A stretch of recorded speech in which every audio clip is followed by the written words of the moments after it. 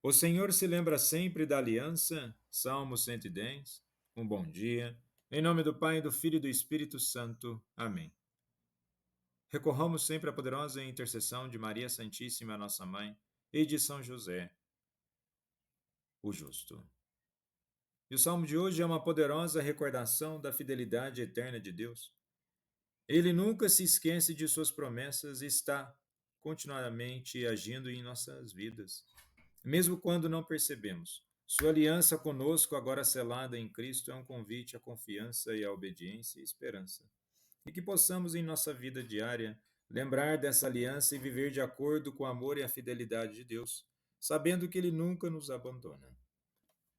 E na liturgia de hoje celebramos o ofício da memória do Papa São João 23.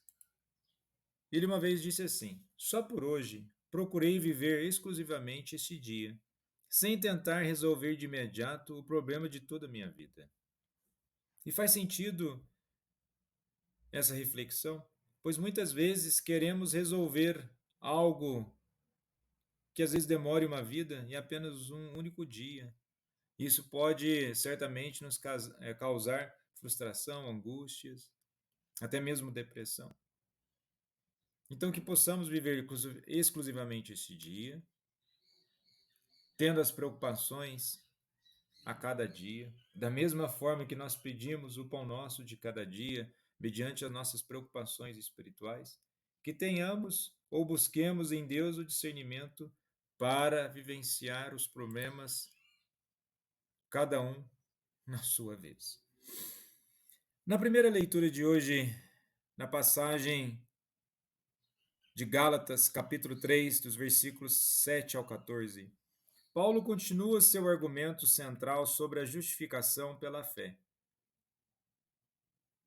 contrastando-a com a ideia de que a justificação vem pela obediência à lei de Moisés.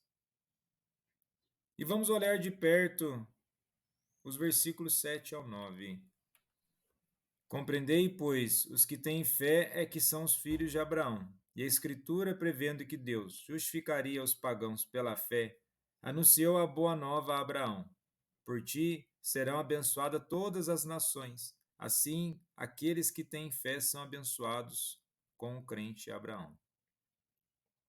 E Paulo afirma aqui que os verdadeiros filhos de Abraão não são aqueles que pertencem apenas à linhagem biológica, mas sim os que compartilham a fé de Abraão. E Abraão foi justificado por sua fé, antes mesmo da lei mosaica ser dada, conforme nós podemos ver em Gênesis 15, versículo 6. E Paulo quer deixar claro que a bênção de Deus prometida a Abraão, em Gênesis 2, versículo 3, alcança todas as nações através da fé, e não pelo cumprimento da lei.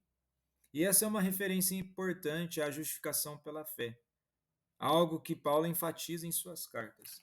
Mas qual fé? Uma fé adequada a Cristo. Se Paulo aqui apresenta Cristo como Redentor, que nos liberta da maldição da lei, ele se refere a Deuteronômio capítulo 21, versículo 23, que diz: maldito é aquele que é pendurado no madeiro. Jesus, ao ser crucificado, assumiu a maldição da lei em nosso lugar, redimindo todos que crerem nele. Através de sua morte e ressurreição, a bênção de Abraão é estendida a todas as nações, e pela fé recebemos o Espírito Santo, a marca da nova aliança. E nesse sentido, já podemos relacionar fé sobre obras, onde essa passagem lembra que nossa salvação não depende das obras da lei, não depende das nossas obras de caridade, mas depende do quê? Da nossa fé em Jesus. A partir dessa fé, nós somos transformados, a partir dessa transformação, nós somos convertidos, a partir da nossa conversão, nós persistimos na salvação, mas mediante a fé. Nunca pelo nosso mérito e nunca pelas nossas obras. Não é uma tentativa de seguir aquilo que nós achamos, não é uma tentativa de seguir uma lei. Mas alguns vão poder dizer: mas a lei de Moisés foi dada pelo próprio Deus. A plenitude da lei é o Cristo. e ele nos liberta a partir do seu sacrifício, ele nos liberta para um caminho verdadeiro de vida. E somos chamados a viver essa fé com confiança e liberdade, sabendo que nossa justiça vem de Cristo e que sua graça está disponível a todos os que creem. E no evangelho de hoje, em Lucas capítulo 11, dos versículos 15 ao 26, Jesus responde às acusações que ele expulsa demônios pelo poder de Beelzebul, o príncipe dos demônios. E essa passagem inclui três partes principais. A primeira, a acusação dos adversários de Jesus. A segunda, a explicação de Jesus sobre a verdadeira fonte de seu poder. E a terceira, a advertência sobre a necessidade de vigilância espiritual. Então vejamos, quando ele é acusado, mas por qual razão ele é acusado se ele só faz o bem? Seria então inveja? Seria ciúmes? Onde muitas vezes o ser humano, numa preguiça espiritual de não querer fazer as coisas boas, e ao ver aqueles que fazem, fica enciumado e tomando um comportamento egoísta, começa a julgar e dizendo que aquele que faz o bem, ele age de uma forma ruim? Mas como isso pode?